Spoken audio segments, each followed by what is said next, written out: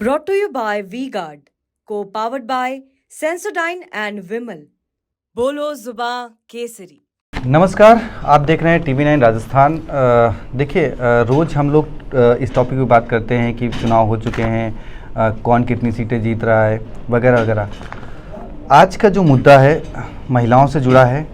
हर चुनाव में आप महिलाओं से जुड़े हुए मुद्दे पर राजनीतिक बहस देखते हैं, आरोप प्रत्यारोप देखते हैं।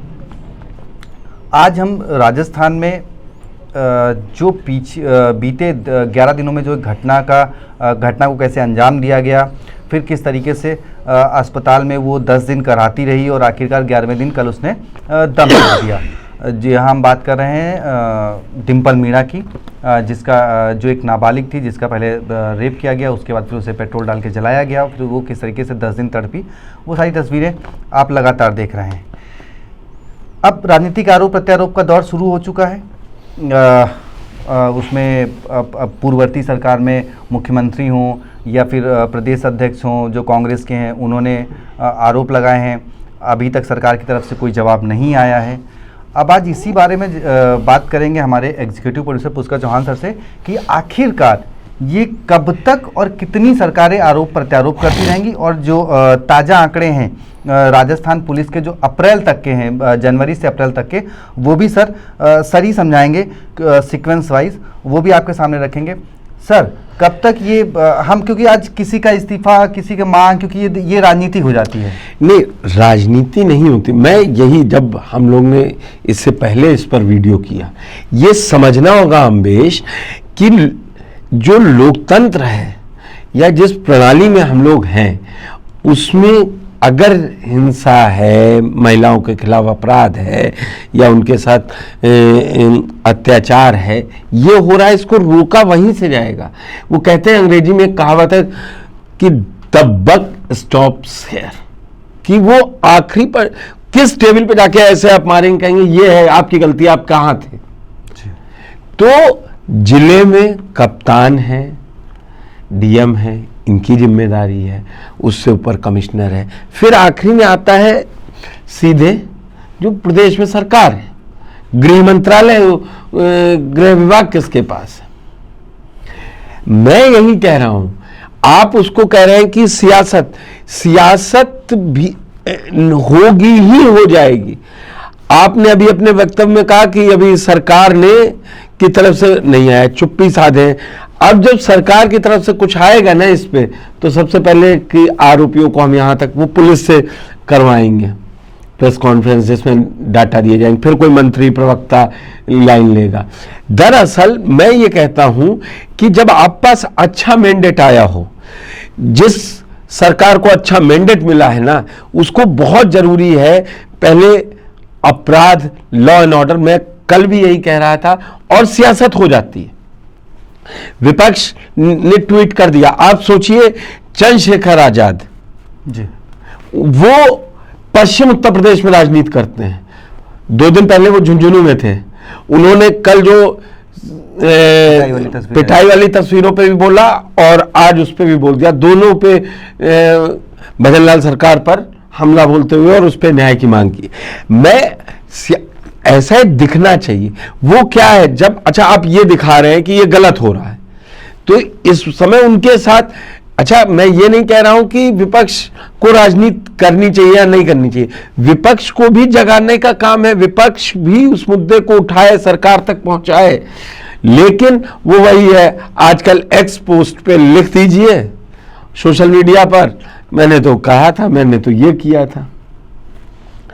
आप देखिए जो त्वरित पुलिस का एक्सपोस्ट राजस्थान में है, जिसपे सब इन घटनाओं पे अभी तक कुछ नहीं बोल रहे हैं, इसके बाद कि कब पकड़े जाएंगे, क्या होगा, वो तभी होगा।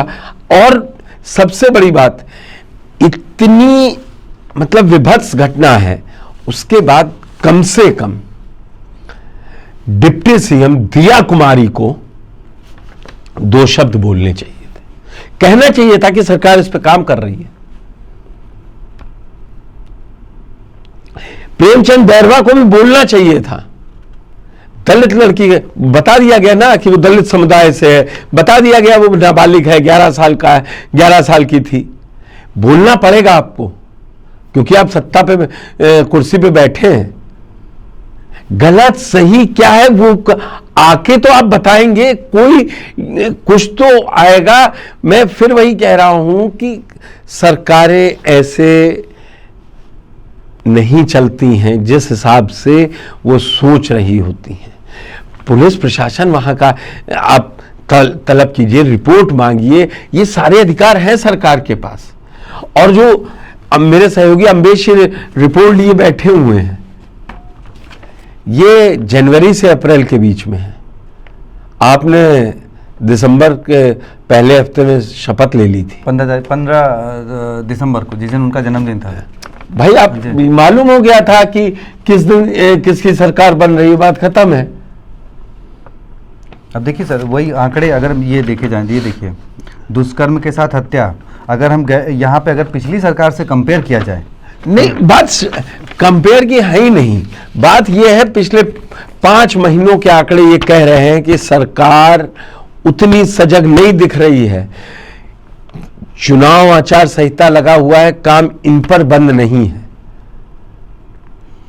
ये डेली रूटीन के वर्क्स हैं कि सरकार लॉ एंड ऑर्डर बना रहना चाहिए। ठीक है, इस समय लोकसभा चुनाव में बड़े नेता मंत्री दौरे कर रहे हैं, अधिकारी कहां चले गए उनसे तो तलब हो सकता है ना। जब राजस्थान में ही चीजें बिगड़ती जाएंगी तो आप देश संभालने, देश में कहां जिताने जाएंगे। आखिरी में आपसे यह पूछा जाएगा कि यह यहां क्यों हो रहा था। इसीलिए जिसके कंधों पर जिम्मेदारी होती है उसको जवाब देना पड़ेगा। और ये आंकड़े बता रहे हैं, पिछले से छोड़ दीजिए कि किस तरीके से बढ़ते जा रहे हैं। और ये कोई TV9 मनगणन रिपोर्ट लेके नहीं आया है, ये स्टेट पुलिस के आंकड़े हैं जो साइट्स पर हैं सरकारी, उससे हम आप जो हमको देख रहे हैं सुन रहे हैं वो निकाल के देख सकते हैं। दरअसल ये जरूरी नहीं है कि सरकार पिछले से अच्छा काम कर रही है, खराब काम कर रही है। TV9 का कहना यह है कि आंकड़ों में बदलाव नहीं, लोगों की सोच में बदलाव दिखना चाहिए। लोग ये कहते हुए नजर आए सरकार लॉ एंड ऑर्डर पर काम कर रही है। मैं फिर कह रहा हूं कि सिर्फ इसलिए नहीं कि आंकड़े उनके में ये थे और अब लिखे जाने लगे तब ये नहीं था वो नहीं था। अपराध चाहे ए के साथ हुआ है या Z के साथ हुआ है, दोनों अपराध हैं। और जो अम्बेश बात कह रहे हैं कि जो इसमें वो आंकड़ों के तहत बताना चाह रहे हैं कि तब 1624 थे, अब 1825 हो गए। 225 नंबर में आप कह देंगे कि इतना बड़ा प्रदेश है, हो जाएगा, लेकिन नहीं, होना और दिखना, वो डिफरेंस जो पार्टी कहती है, नारा है बीजेपी का, पार्टी विद डिफरेंस, तो वो सरकारी कामकाजों में भी दिखना चाहिए विद डिफरेंस। अरे आप लगातार ट्वीट कर रही हैं ना, एक महिला के साथ हुआ है, भजन लाल जी नहीं है, दिया कुमारी तो उस पर बोल सकती थी ना। रिपोर्ट कहती देखा जा रहा है, आदमी को ये नहीं, मौका कौन दे रहा है विपक्ष को। अशोक गहलोत के ट्वीट में भी सबसे आखिरी लाइन पढ़ी है कि वो चाहते हैं कि ऐसी जो समझदार राजनेता होगा वो यही कहेगा कि सरकार इन घटनाओं को रोके, काम करे। आरोप प्रत्यारोप से काम नहीं चलेगा ना। 11 दिन के अंदर क्या गिरफ्तार हुआ कोई? नहीं सर, अभी तक तो ऐसी कोई रिपोर्ट नहीं आई। फिर और चुनाव कम से कम राजस्थान के तो खत्म हो चुके हैं ना। सरकार काम कर रही है, सभी विधायक भत्ता भी लेंगे ना इस समय का। बिल्कुल सर। और अब तो एक जानकारी आई है कि इस बार 2-2 टैबलेट दिए जाएंगे, एक ऑफिस के लिए और एक घर के लिए विधायकों को। नहीं, वो तो अपडेटेड रहे बिल्कुल, लेकिन वो मैं वही कह रहा हूं, सुविधाएं अगर हैं, टेक्निकली हैं तो ठीक है। फिर आप हारने पे ये कहते हैं इस्तीफा दे देंगे, जिस दिन क्राइम को लेकर मंत्री अड़ना शुरू कर देंगे ना, उस दिन तस्वीर जिस भी राज्य में होगा बदलना शुरू हो जाएगा। चलिए, हमें लगता है कि देखिए अब ये नेताओं, राजनेताओं को और जो सत्ता में है, जो विपक्ष में है, सबको सोचने की बात है। ये इसमें सिर्फ सत्ता पक्ष की आरोप प्रत्यारोप से काम नहीं चलेगा कि हमने कि बोल दिया या सोशल मीडिया पे लिख दिया, काम हो गया, हमने उठा लिया था मुद्दा। अब इसमें मेरे ख्याल से दोनों लोगों को, दोनों पक्षों को एक साथ बैठ के और कुछ ऐसा सोचना चाहिए कि राजस्थान जो क्राइम में जिस तरीके से नंबर 1 का टैग इसको हटाना लगता था, तो अब अगर आप विपक्ष में हैं तो आप सत्ता पक्ष के साथ करिए। और सत्ता पक्ष जो इस चीज़ का आरोप लगाता था कि भाई नंबर 1 में राजस्थान क्राइम है, तो क्या आप उस नंबर 1 को और बढ़ाना चाहते हैं? तो ऐसा ना हो और उसको कैसे कम किया जाए, इसके बारे में मुझे लगता है कि अब आवास और टैबलेट से ज़्यादा इन विषय पर सोचने की ज़रूरत है कि राजस्थान में महिलाओं की सुरक्षा, राजस्थान क्या, तो देश के लिए भी एक बड़ा मुद्दा है, लेकिन क्योंकि राजस्थान, मैं इसलिए बार बार कर रहा हूँ क्योंकि हमारा राजस्थान का चैनल है, और राजस्थान इसलिए भी मैं बार बार कर रहा हूँ क्योंकि राजस्थान को एक चीज़ से बड़ा बदनाम किया गया, जो कि गहलोत सरकार में मंत्री थे कि मर्दों का प्रदेश है। जब रेप के लिए सवाल हुए विधानसभा के अंदर, मैं वही कहता हूँ, आपको बात ऐसी नहीं बोलनी है जो कहते हैं कम से कम आप मरहम नहीं लगा सकते तो उस पर छिड़के। अभी ये क्राइम हुआ है, जो पीड़ित है या पीड़ित परिवार है, पीड़ित तो खैर सर मदद दुनिया वही पीड़ित चुकी है, पीड़ित परिवार के पास मदद की बात है, उसके भरोसा जीतने की बात है, उसने अपनी बेटी खोई है। बिल्कुल सर।